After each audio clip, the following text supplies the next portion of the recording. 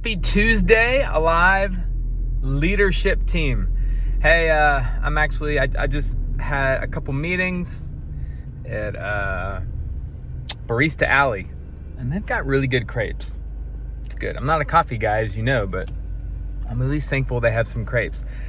So as I was driving from there to go back home, I had a conversation this morning with Paul Hobbs, and I thought it was really helpful. And he asked a few questions that I thought would be good for me to cover with us as a team. So that's why you're getting this quick little video, and it's to cover all of the letters that our students wrote to us this past Sunday at youth group. So I'm sure there's going to be a plethora of things that were written, and that's not to assume every kid did it. Maybe some kids, they took us up on the offer. Maybe some didn't want to do it. Just a couple things as we do not have a live this Sunday. The first is we don't want to not follow up with these letters. And the follow-up doesn't have to be big. The follow-up can just be, hey, I read it. And most importantly, we thank them for their courage and their vulnerability and transparency that they actually took us up on our offer, wrote some pretty vulnerable, hard, maybe good stuff, and then handed it to us. So we need to go up to those people and say, hey, that meant a lot to me. Thank you so much. Man, I'm so happy I'm your life group leader. This is going to be a great year. And then after you have thanked them for their courage of doing it, and then small commercial, if you know there's kids in your life group that didn't do it, I think feel free anytime throughout your conversations with them or the remainder of this month to say, hey, whenever you're ready to write on a blank piece of paper for me, I am willing to receive it. So you're just letting them know, hey, the ball is still in your court. You haven't missed the bus. And I want you to know that at any time you can write on a blank sheet of paper for me and give it to me. So that's number one. We don't want to not follow up. Number two, whatever they wrote on the paper, and it could be a bevy of things. Like I said, plethora. I like using that word. It makes me feel smart. I think what we need to do is see if we can lean heavily into the I of habits.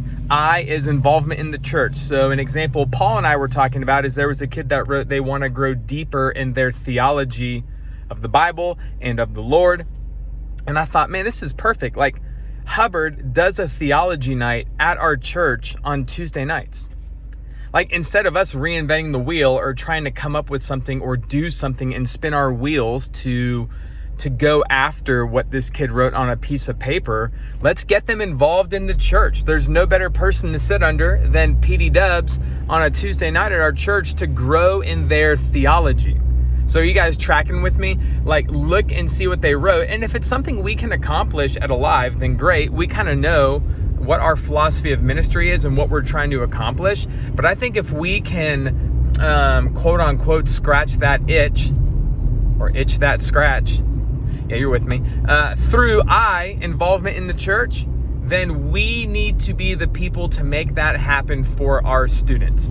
And then lastly, if you're seeing lots of repetition in what our kids are writing, then let me and Josh know, and then we can see if we can sprinkle that in to our teaching. Obviously, we already have this year figured out, but let's see what the Holy Spirit's doing. If you think there's something on there that me and Josh need to know about, then come and let us know. But I love you guys. Let's make sure that we are at least being proactive, being helpful with these letters. The last things we want to do is have them write something on a piece of paper and then they feel like it fell on deaf ears, or we don't care, or we just crumpled it up and threw it in the trash, right?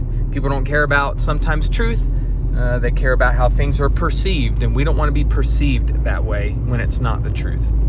I love you guys. Thanks for this 4-minute video of me just talking. But since we don't have a live on Sunday, it gives us 2 weeks until we meet again. So in the next 2 weeks, let's be proactive with those sheets of paper. I love you guys. Have a great week. Hooray for Labor Day coming up. Hooray. Bye.